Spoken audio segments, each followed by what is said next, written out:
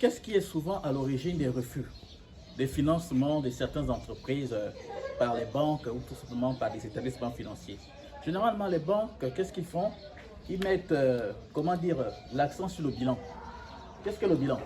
Le bilan, c'est la cartographie de votre entreprise. Bon, il y a certaines personnes qui s'insurgent. Ils se disent, mais comment expliquer que nous avons, comment dire, au niveau de notre épargne auprès de cet établissement financier ou encore la banque, nous avons une épargne significative. Comment expliquer que les banquiers nous refusent le prêt? Généralement, ce n'est pas d'un des critères pour obtenir un crédit auprès d'une banque. Ce n'est pas le fait que vous avez plus ou moins une épargne significative au niveau de cette banque. Ce qui intéresse souvent le banquier, généralement, c'est le mouvement. En fait, c'est les entrées et les sorties. Mais lorsque vous faites plus d'un an sans qu'il y ait de mouvement au niveau de votre compte, les banquiers sont généralement réticents. Parce qu'ils aiment quand une activité, il y a des mouvements au niveau du compte. Cela les amène à réaliser qu'il y a quand même, comment dire, un marché vraiment intéressant. Donc, il faut qu'il y ait souvent de mouvements dans votre compte pour contribuer comme ça à l'obtention de votre prêt au niveau de la banque.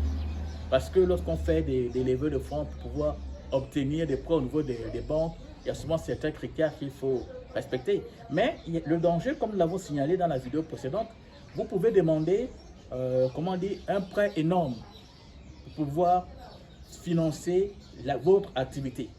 Mais généralement, les personnes se laissent aller, il y a souvent du laxisme.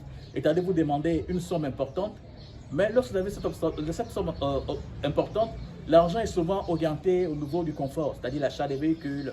Vous quittez un quartier modeste pour aller dans un quartier UP. Et tout cela fait que l'argent qui était censé amener l'entreprise à fonctionner est utilisé à d'autres fins. Et il peut arriver que l'entreprise stagne et vous êtes dans l'incapacité de rembourser le prêt que vous avez plus ou moins obtenu.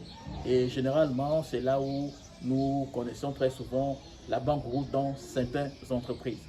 Dans la troisième partie et dans la troisième partie de cette thématique, nous allons vous montrer qu'est-ce qu'il faut faire lors de l'obtention d'un prêt ou orienter ses fonds pour pouvoir avoir une entreprise qui est en pleine croissance.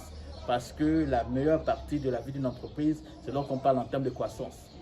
Parce que généralement, lorsque l'entreprise a atteint plus ou moins la maturité, allez-y demander à Nokia. Nokia, il y a quelques années, lorsqu'ils ont atteint la maturité n'est pas très loin du déclin.